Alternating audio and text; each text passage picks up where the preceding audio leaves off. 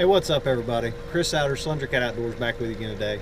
It's Video Viewer Friday time, where we're taking your questions, turning them into videos to give you the best information we possibly can.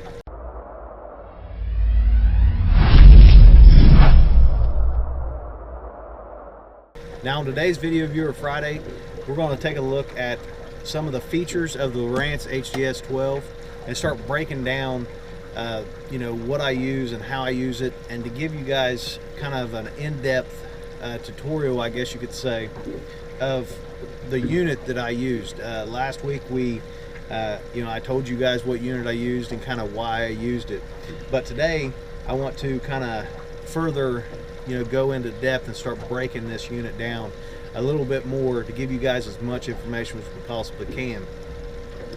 So when we talk about the Lowrance HDS 12, specifically the Gen 3 units, this is a 12 touchscreen. It's a Gen 3, like I said. It's got, Lowrance has packed this sonar full of, all kinds of features and, technology to really help us as anglers be able to see what is underneath the water. These units are basically our eyes underneath the water, and I specifically myself, I depend a lot on what this thing is telling me, and if I do not have confidence in what this unit is telling me, I just can't I can't really fish, to be honest with you. I don't know what to do. Like many anglers, I am dependent on this. I have a lot of confidence in what I see, how I approach the day, how I approach a tournament, pre-fishing, breaking water down, just a lot of things. This unit really helps me do that, helps me do it quicker, faster, and that is one of the features that I like about this unit, the Lowrance HDS 12 Gen 3, is the how fast the modem and the it is going from one screen to the other, or just how fast it is showing me stuff. It's really great technology. So I'll move the camera, get it right here where you guys can see, and we're going to kind of just go over some of the features of it, and then in further detail break it down later and more videos. All right, so let's just start right here at the beginning. Now this is kind of your systems control, from any screen that you have. Like say we start here, right here on the main screen, you can push the power key once, and this will get you to be able to go to do anything you want to do. Whether you go to your settings, you can actually put this unit on standby, so that it won't actually be on while you're anchored up, or say you're drifting or something like that and you don't want it to be on, you don't want it using power. You can actually put it on standby. Your power off, your brightness, this is going to allow you to make your screen brighter or dimmer, depending, like if you're fishing at night. It actually has night mode, which will change the color of everything if you're fishing at night.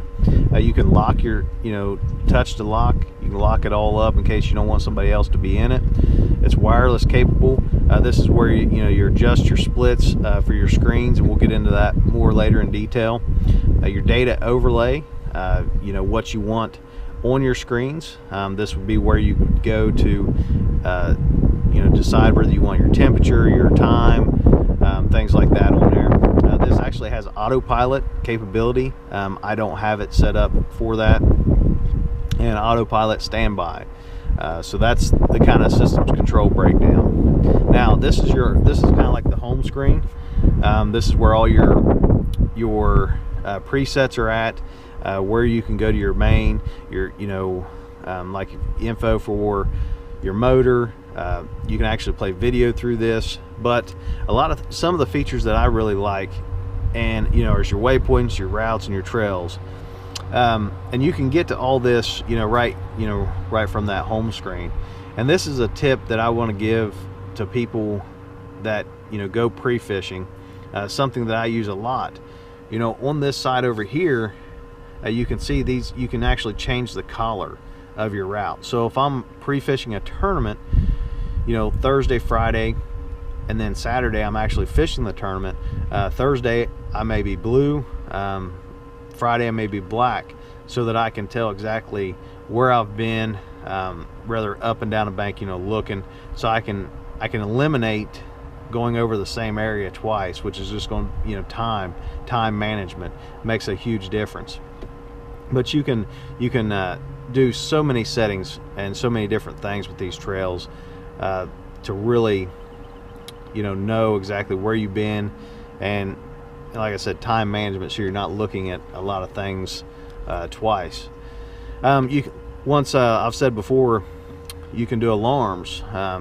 You know, you can set different alarms, you know, in case, for me, I like 30 minutes, so you can actually set, you know, different alarms for your depth, your water, you know, shallow water, anchor, low boat speed, waypoint, radius, you know, just different things. You can set so many different alarms for it. That's going to help you in case you get into shallow water, you know. Like if I got into an area where I knew I wanted to be careful, if I got into 6 foot of water, I would just go ahead and turn that on, and it would, you know, let me know if I'm not paying attention to the depth for some reason. It would start binging and making noise and let me know that, hey, I am in too shallow of water.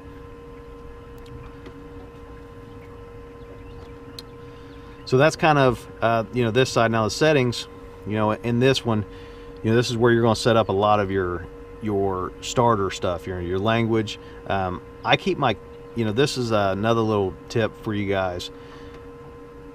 You know, key beeps. You know, I try to keep myself as low key as I possibly can.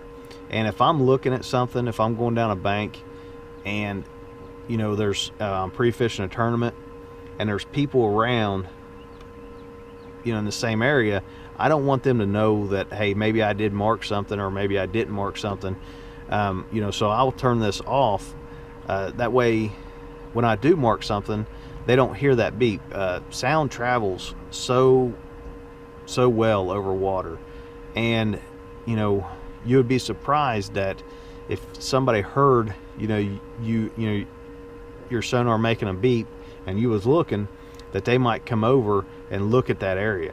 So, you know, little things like that I try to eliminate before I even, you know, give the opportunity. But this is, you know, where we're going to do most of our settings for our sonar, our chart, our navigation, and things like that. Now, the Lowrance units, you know, they have great structure. This is side imaging, just a, you know, an awesome feature to use. This is going to be your 2D, and we're going to break this stuff down little, you know, on its own in each video. And then this is the chart. Now with chart options, you know, you have so many different ones. You can go to Lowrance, you can use Navionics, CMAP. There's a lot of different things that we can do, and everything, you know, once again, you know, one of the great features of this Lowrance unit is having this touch screen and having everything right here at your fingertips, and it works like you know, again, so quickly. So let's see here. You know, if I haven't said it already, I want to say it again. You know, taking advantage of these presets. You may have a Humminbird, you may have a Garmin, or, you know, a different sonar unit than this one, but take advantage of these presets. That makes such a big difference. If I'm making if I'm going to make a long run on a lake that maybe I don't have a lot of history on, and all I want to do is know the depth and where I'm going, this is going to be the screen that I want to be on. But if I'm going to be doing a lot of looking, you know, and I'm pre-fishing, I'm either going to be using the split 3, where it's got the 2D, the side imaging, and the chart, or I'm just going to be using, wrong one, or I'm going to just be using the chart, navigation screen, and the side imaging. Okay, and having this 12 enables you to have such a big screen. you know, for each one. And you can adjust these splits, for instance, so easy, just by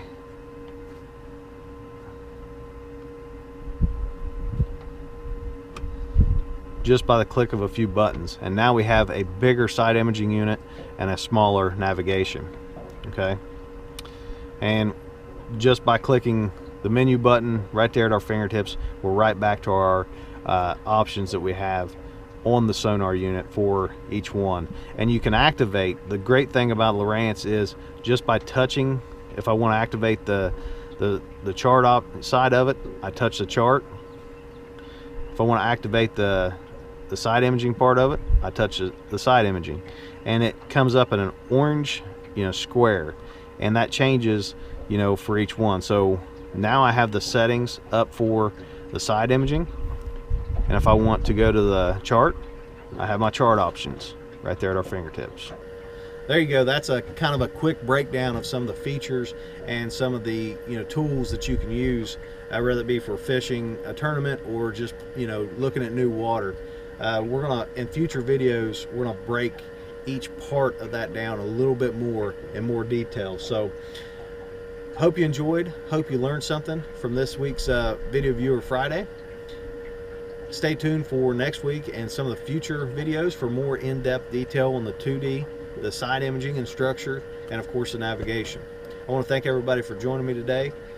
Until next Friday, have a wonderful week, and we'll catch you again next week on Video Viewer Friday.